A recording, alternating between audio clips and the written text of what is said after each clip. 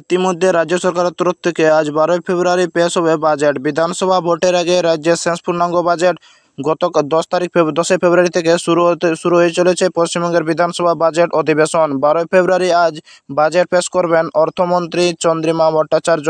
তাহলে 10ই ফেব্রুয়ারি থেকে শুরু হয়েছে পশ্চিমবঙ্গের বিধানসভা বাজেট অধিবেশন। আজ 12ই ফেব্রুয়ারি রাজ্যের বাজেট পেশ করবে। 2026 সালের এপ্রিল-মে মাসে পশ্চিমবঙ্গ বিধানসভা নির্বাচন হওয়ার কথা। তার আগে এই বাজেট অধিবেশন মমতা। তৃতীয় দফায় মুখ্যমন্ত্রীর শেষ পূর্ণাঙ্গ বাজেট অধিবেশন হবে। এরপরে নির্বাচন পূর্ববর্তী পরিস্থিতিতে ভোট অন্য অ্যাকাউন্টে যাক। 1 ফেব্রুয়ারি সংসদে কেন্দ্রীয় বাজেটের রাজ্য বাজেটের সমান্তরাল দিক। 1 ফেব্রুয়ারি সংসদে কেন্দ্রীয় বাজেট পেশ করবেন অর্থমন্ত্রী নির্মলা সীতারমণ। 2025 থেকে 2026 সালে অর্থবর্ষের জন্য এটি হবে মোদী সরকারের তৃতীয় দফায় প্রথম পূর্ণাঙ্গ বাজেট। এদিকে রাজ্য বাজেটেও নজর। নতুন প্রকল্পে সম্ভাবনা। নবান্ন সূত্রে জানা গিয়েছে, এবার বাজেটে মুখ্যমন্ত্রী মমতা বন্দ্যোপাধ্যায় বেশ কিছু নতুন প্রকল্পের ঘোষণা করতে পারবেন। পাশাপাশি রূপশ্রী, কন্যাশ্রী, লক্ষ্মীর ভাণ্ডার ইত্যাদি জনন্মুখী প্রকল্পে আরও কিছু নতুন সংযোজন বা সুবিধা দেওয়ার ভাবনা রয়েছে। ভোটের আগে রাজ্যবাসীর উপর ইতিবাচক প্রভাব ফেলতেই হবে এই উদ্যোগের বলে ধারণা করা হচ্ছে। তাহলে মুখ্যমন্ত্রী আরও বিভিন্ন প্রকল্পের আবেদন করতে সুবিধা পেতে পারেন। যেমন মন্ত্রিসভা বৈঠকের সিদ্ধান্ত। সোমবারের মন্ত্রিসভার বৈঠকে আরও বেশ কিছু গুরুত্বপূর্ণ সিদ্ধান্ত নেওয়া হয়েছে।